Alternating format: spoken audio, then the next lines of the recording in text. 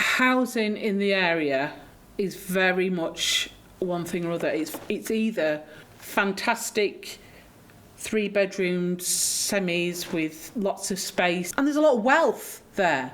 But on the flip side, you've got lots of houses of multiple occupation that are owned by landlords that you wouldn't even know who they are. Morecambe's just littered with bedsits and people have been living in terrible conditions. Eventually, like, the guest houses that were kind of thriving, like from seasonal incomes, ended up, they've become HMOs, or houses of multiple occupancy. Landlords have been able to fill 14-bedroom properties or 18-bedroom properties with kind of really small flats and get quite a lot out of those, but a lot of them are underinvested in. We have the same issue with shops, that we don't know who half the people that own them are. They're just left derelict. The landlords that don't live in Morecambe take their 14 kind of rental payments for their guest house that they've had since like the 80s, and they, that's their retirement fund. But, when there's an issue and there's mould in the bedroom, like a lot of the time we're hearing that that's not being fixed. There's a natural migration of money and people to deprived areas eventually. I know a couple of people from the south, and they happen to be in a house in London over 30 or 40 years, when the price of the houses has gone up so dramatically that they suddenly find themselves wealthy in the north if they sell the house, and they've moved up here and bought themselves a rundown house, done it up, they've banked the rest of the money and they're living a lovely life. But unfortunately it means there's less housing for people that already live here, or people that can't afford to do something like that. As an area becomes gentrified, then those people get relocated, and where are they going to go? And how are they going to be able to afford renting? I mean, renting is so high now and it's not sustainable long term, and the prices keep going up. People get pushed out, further out from the epicentre of the gentrification, if you like.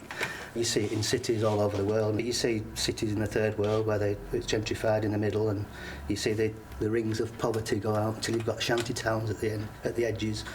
I'm not trying to be tribal about it so much, but I just think that people that already live here and might still want to live here, and all of a sudden they'll be outpriced. So I think long term, there needs to be sustainable housing available for people, especially people who are more vulnerable or on low incomes or on benefits. So one of the main things we can do is look at how we can start to own some of that stuff and do something about it. Ownership is really important. The landlord, when Costa opened next to Bruciani's, is the only person, nobody in planning could object to a Costa opening next to a long-standing Morecambe family-run business. But the landlord could have not rented it to them. What we do need to do, hopefully, is find a way of pooling resources to be able to get hold of properties and to be able to fix them up into a state where we can give them to people or sell them to people cheaply, so there's accommodation for people who are less fortunate.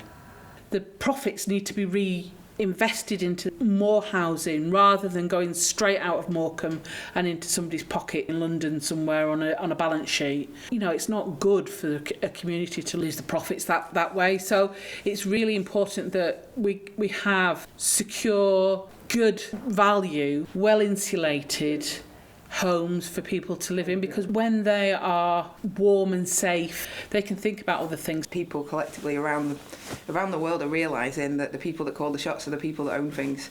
And if we can put loads of effort into making the area a nicer place to live, we can paint it, we can make it look lovely, we can put nice things on.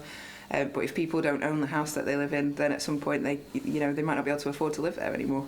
If we can start working a bit cleverer, I think we can start to rebuild Morecambe in a way by choosing where we spend our money, choosing how we spend our money. We can see a much quicker improvement to Morecambe, and we can start to build the things that we want it to include. When jobs are created, local people can have those jobs, and they can work for a local company, and they can potentially, if people start cooperatives, they can part own the company they work for and not feel exploited. We want to build that future with people and make sure that they get to be part of that future when that happens.